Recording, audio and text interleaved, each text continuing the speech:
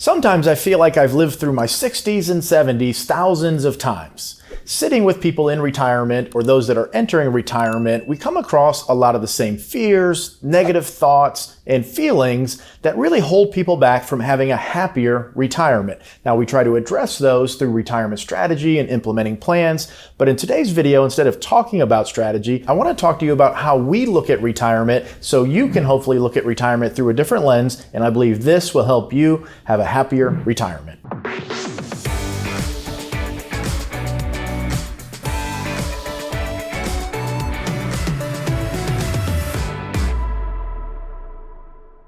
I was watching Happy Gilmore recently, and there's this place that he goes to, and he calls it his happy place. And if you remember the movie, the lead actress, she's sitting there by like a fountain of beer with pictures, and Happy's grandmother's there, and it's just his happy place, and this helps Happy Gilmore putt a little bit better. To find your happy place in retirement, I want you to shift your focus away from simply trying to maximize return.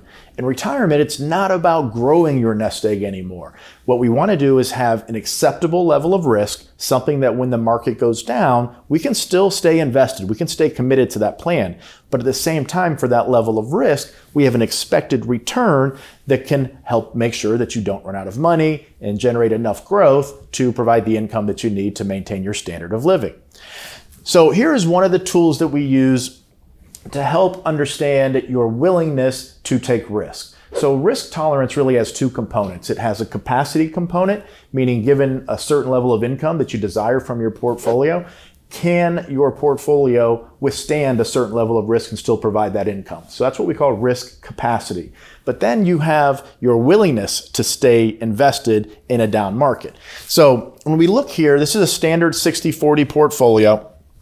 600,000 stocks, 400,000 in bonds, has a risk number on a scale of 1 to 99 of 54. Now, in isolation, that means absolutely nothing to you. But when we start to break it down into percentages and also, or I should say more importantly, dollars, over a 6-month period, your standard 60-40 portfolio has the potential to lose $100,000 with $1 million invested. This is a statistical, quantitative analysis of volatility of this portfolio going back many years. Now, over a 12-month period, that means you could lose $212,000 mathematically speaking. Is that a comfortable level of risk for you if you have $1 million? It's not for me to answer, that's for you to answer. That's your willingness to take risk. So over a 12-month period, mathematically, you should expect to lose at some point in time up to 20%. You could lose more, of course. This is a 95% probability, or what we call 2 standard deviations. But we have what we want to achieve here is a more optimal level of risk for an expected return. So we have asymmetry here, where the possible upside, mathematically speaking, is 15.92% over a 6-month period. So we do have some asymmetry here, but when we look a little bit deeper, the annual range midpoint is 5.27%. So this would be the expected return kind of moving forward with a 2% dividend. This GPA, this is a pretty cool feature of this software. It's designed to help you understand what we call risk-adjusted returns. And this concept is kind of what I'm talking about here. They've developed this GPA, and a 4.3 would be most optimal. Now, not every portfolio that fits your particular needs is going to be a 4.3. We're not necessarily trying to achieve that, but the higher we can get to that, it means we have more expected return for less risk. So the question really becomes, are you comfortable with this range of expected outcome? If not, this is too aggressive of a portfolio for you. But instead of just focusing on, like most people do, the upside, we need to focus more on this downside and having a plan that is optimized, or having an investment strategy that's optimized for your happy place. Number 2, I want you to start to look at all of your investment choices in retirement for what they actually are. Now, this is much different than in the accumulation phase. In the retirement phase, your financial investments, all the various choices out there, they're really nothing more than tools that are used to accomplish a certain objective. Similar to ingredients in a recipe. If you have too much sugar or too much salt or not enough herbs or spices, it may not come out the way you want it to taste. We want to use the appropriate tools to accomplish the objectives that you have in retirement. Stocks, for example, they aren't used to accumulate anymore. Stocks are designed to help keep you ahead of inflation so you can generate income that lasts as long as you do. Now, in the accumulation phase, that's exactly what stocks are designed to do. They're designed to give you the best opportunity, historically speaking, to accumulate a larger and larger nest egg. Of course, that assumes that you save enough money. But in retirement, you are no longer accumulating. You are distributing. So stocks are used to help keep you ahead of inflation. Now, the downside to stocks, you could lose a lot of money, especially if you get too aggressive or if you invest in things that don't perform well. Now, does that make stocks bad because you could lose a whole bunch of money? No, they're just a tool. And once you understand how to use that tool in conjunction with other tools, now you can actually construct whatever project that you're building or have a retirement plan that provides you the income you need to maintain your standard of living. The number 3 key for a happier retirement, I want you to accept that you're in the distribution phase. Don't expect your accounts to continue to grow each and every single year. This may seem like common sense, but in reality and in practice, it's much harder for many people to do.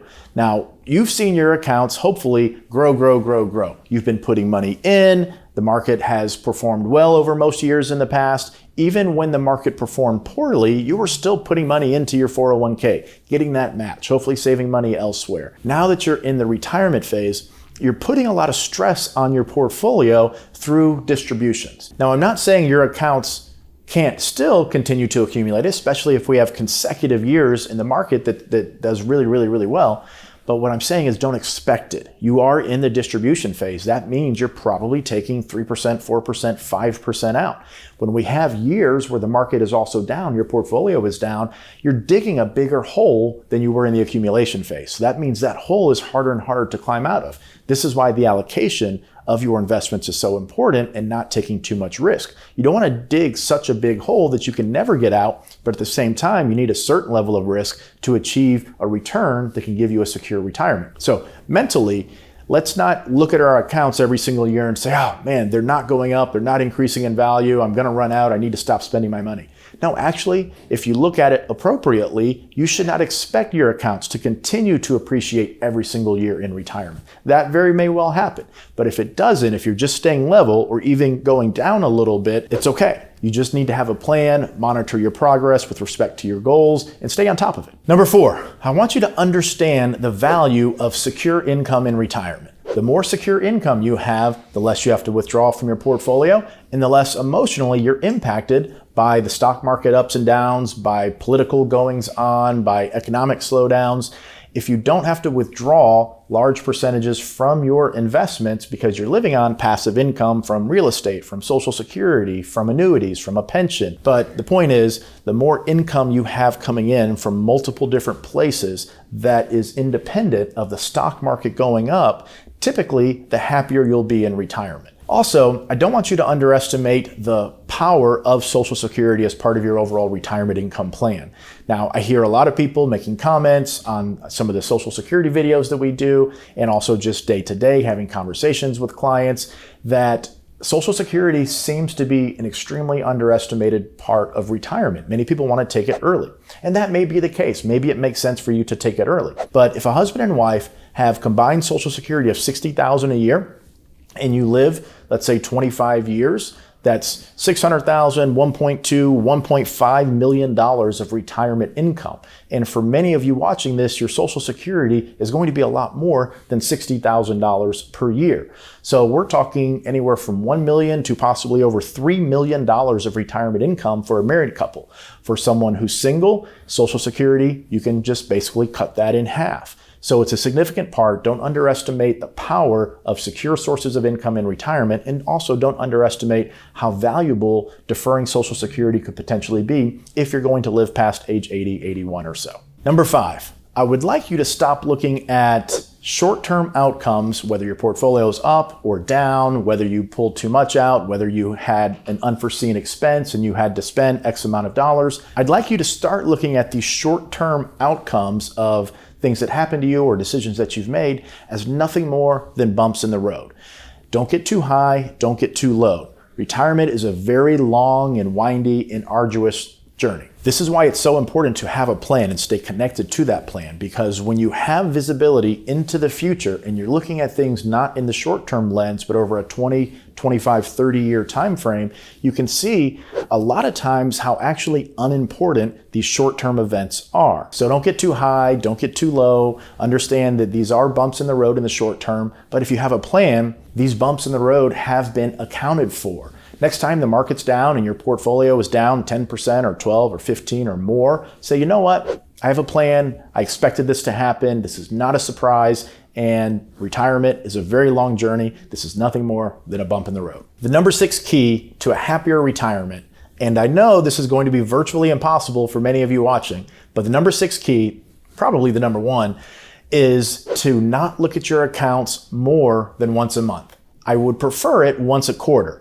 So I know some of you right now are saying, Troy, that's impossible. I look at it every single day. I need to know what my stocks are doing, what my accounts are doing. How am I ever going to know if I'm going to be okay? Well, there are numerous studies on this. I encourage you to look some of them up. The more frequently you look at your accounts, typically the worse performance you'll have over long periods of time. But the person who looks at it every single day over a long period of time, I think it's 25 or 30 years, averages somewhere around 2 to 3% per year. The person who looks at it once a month averages somewhere around 4 to 5. The person who looks at it once a year averages somewhere around 6 to 7. And the person who never looks at it has averaged around 10 or 11%. And it makes sense because we are emotional beings. When we see that something isn't going right, we want to tinker, we want to make adjustments. This typically leads to holding on to bad investments, maybe a little bit too long, or getting rid of good investments that just haven't really had the catalyst that maybe you were expecting and selling them too soon. Or we're selling our winners and cutting our losers without giving them a chance to really perform well. Whatever the situation may be, studies have proven this over and over again. The more frequently you look at your portfolio, the worse you should expect to do. So instead of discussing strategy and execution in today's video, hopefully today's content helps shift your perspective just a little bit with the goal of helping you to have a happier retirement.